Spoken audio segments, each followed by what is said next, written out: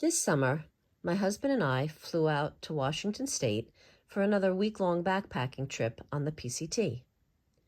We made plans to stay with our friends Lolly and Pop before and after the hike, and they even drove us to the trailhead and back. But the mini wildfires this year caused a fire closure in our intended section. So we switched to our backup plan, and we opted to hike Section I from Chinook Pass to Snoqualmie Pass, 70 miles in 7 days.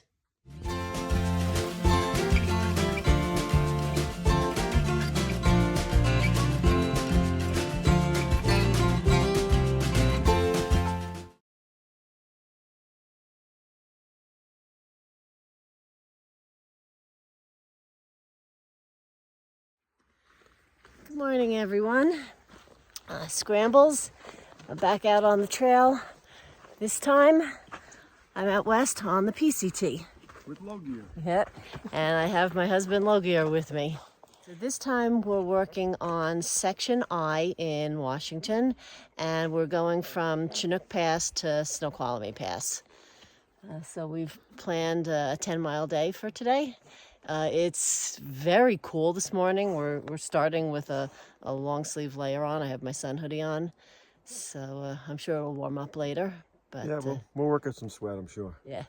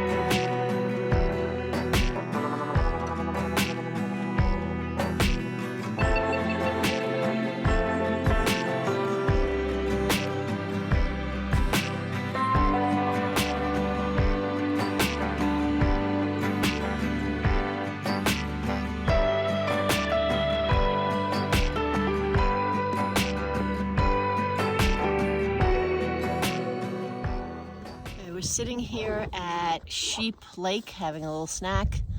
We're about 2 miles in so far. Lolly and Pop dropped us off this morning at the trailhead at Chinook Pass.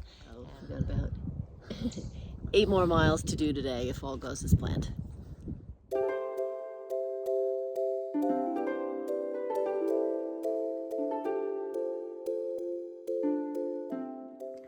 We're hiking up towards Sourdough Gap, but we're also hiking up into a cloud.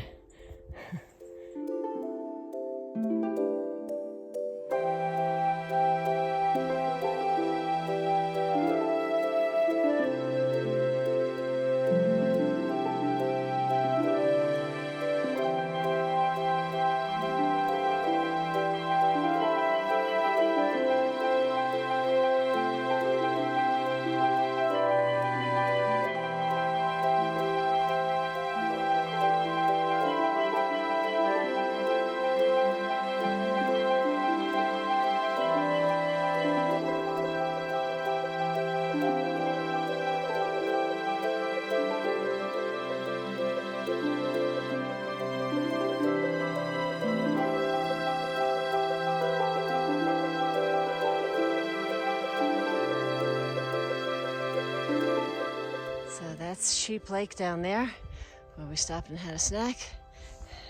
And if you look in the background, there's Chinook Pass over there, where Lily and Pop dropped us off.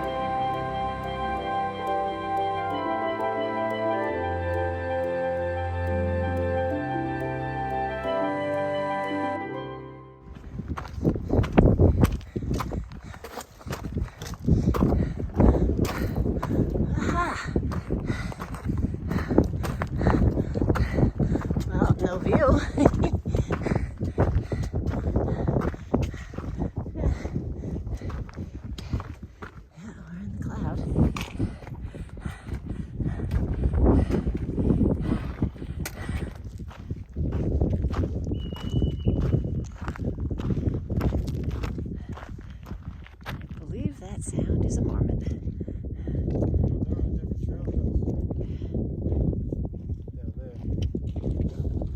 It joins right here. We may. There's the marmot.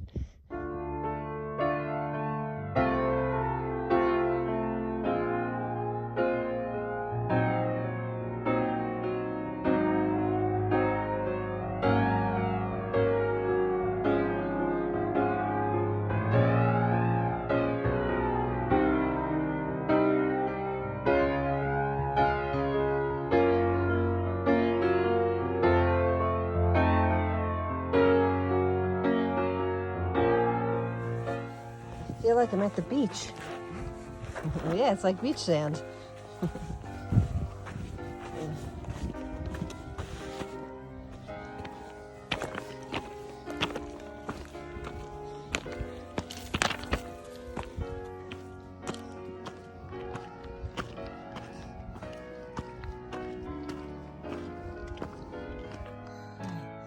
Yeah, let's turn around and face that way and get a shot of the beautiful scenery. Ta-da! It's a little cloudy today.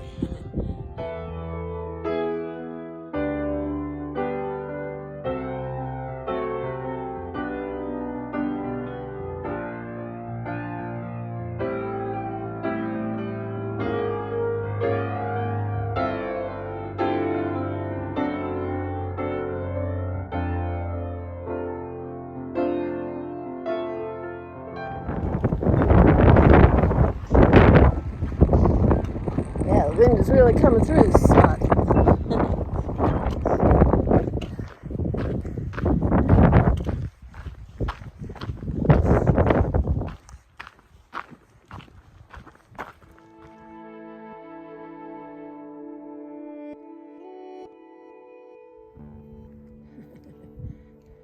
Hello there. Hi.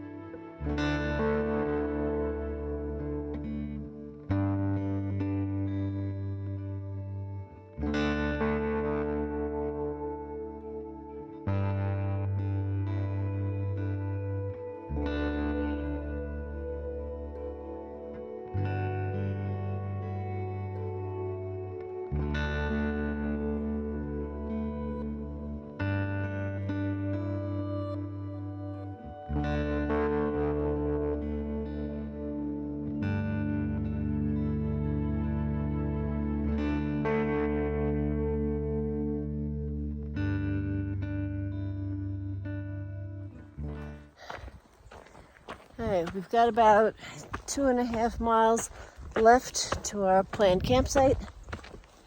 It's been cold all day. Really never warmed up much. I don't think it got out of the 60s. And now we've got the wind and damp, so it's starting to get kind of chilly.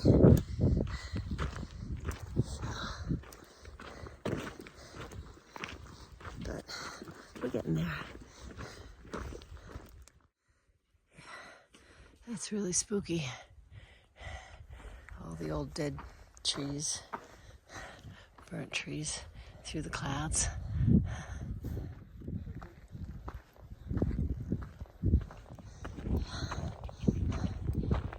This is the top of our highest climb for today. We are now over 6,500 feet. We've got about a mile left to the campsite.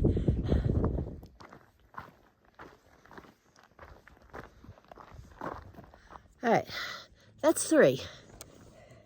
I have now fallen 3 times within the span of the past 5 minutes? 5 minutes, yeah. The ground here,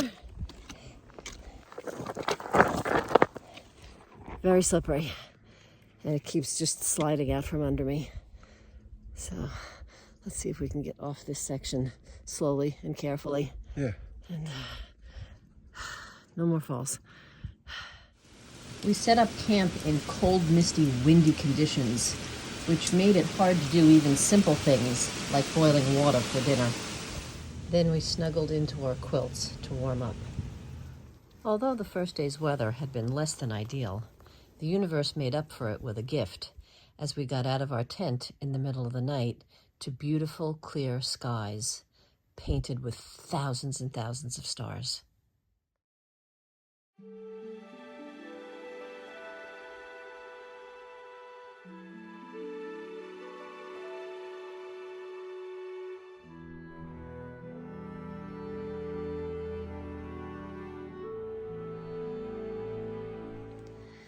Good morning, everyone. So, we didn't film much of anything when we got to camp last night. We collected water, we set up our tent, but it was cold and damp, and we were freezing and just trying to get everything done. So I don't think I filmed anything last night.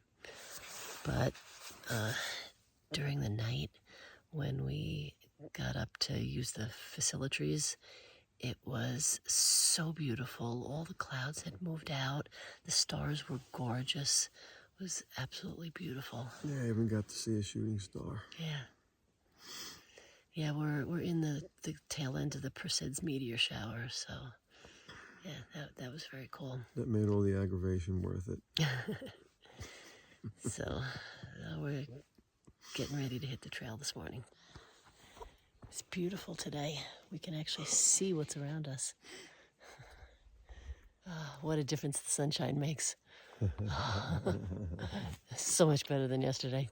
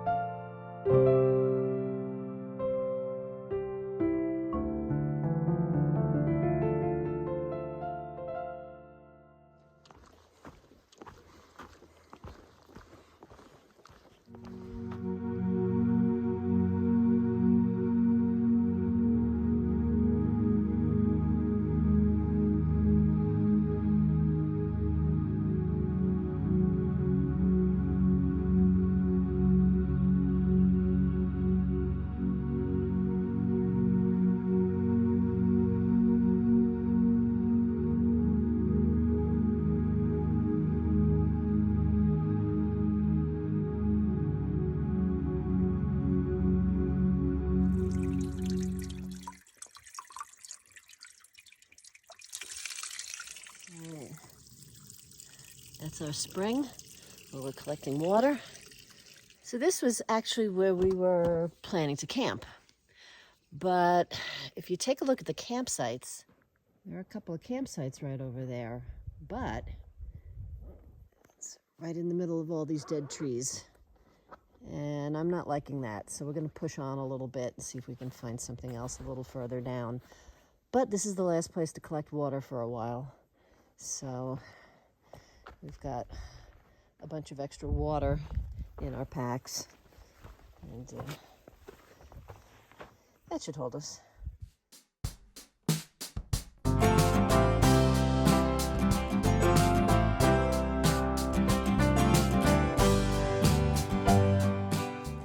Tree in the middle of the trail. Too tall to go over easily, and kind of low, hard to go under. We need to take our packs off to navigate that.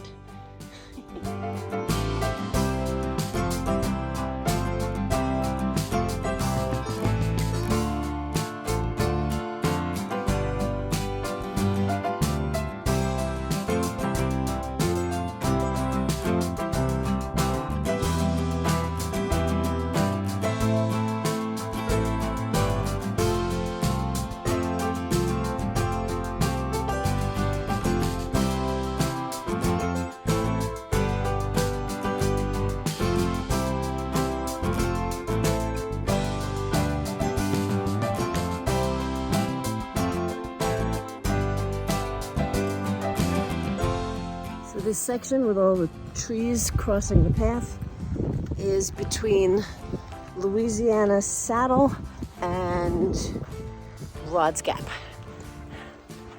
They need some trail maintenance here. All right, I lost count. Right, so we did an extra 2.6 miles to get to this spot, which is not all full of dead trees. So it was a total of about 10.2 miles today. This nice little camping spot right there. And we'll go right back over there and have some dinner. And then we'll get into our sleeping bags and get all warmed up. Good morning. So we're breaking up camp and getting ready to go. Our goal today is somewhere between 10 and 11 miles. We're gonna come to the beginning of a long dry section. There's an 11-mile dry section. So we'll pick up water at the beginning of that and maybe get, 1 or 2 miles into that if we can.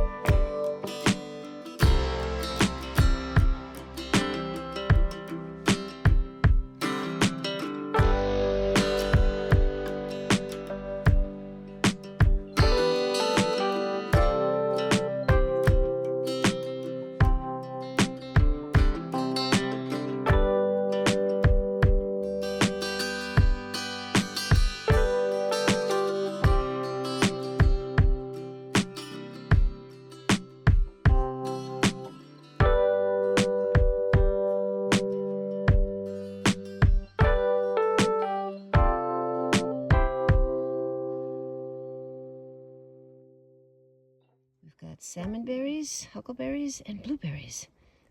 Berry breakfast.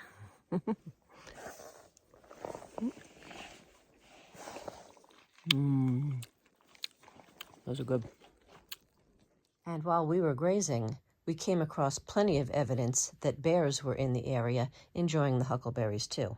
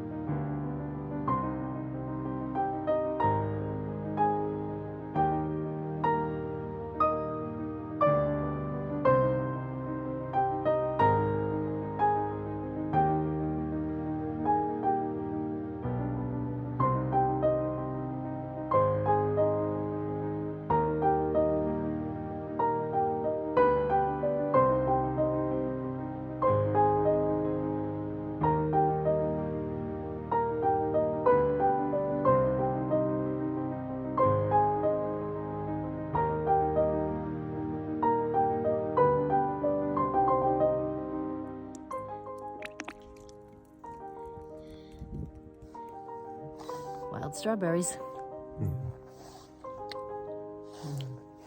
Oh, those are so good. They do have good flavor. Yeah.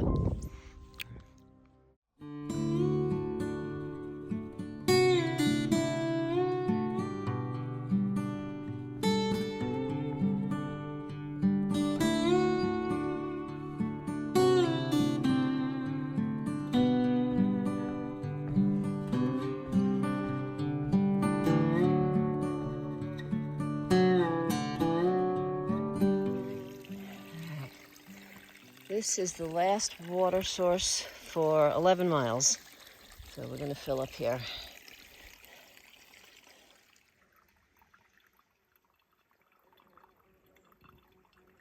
So we're going to sit here by the creek and have some lunch. We've got hummus and pita bread.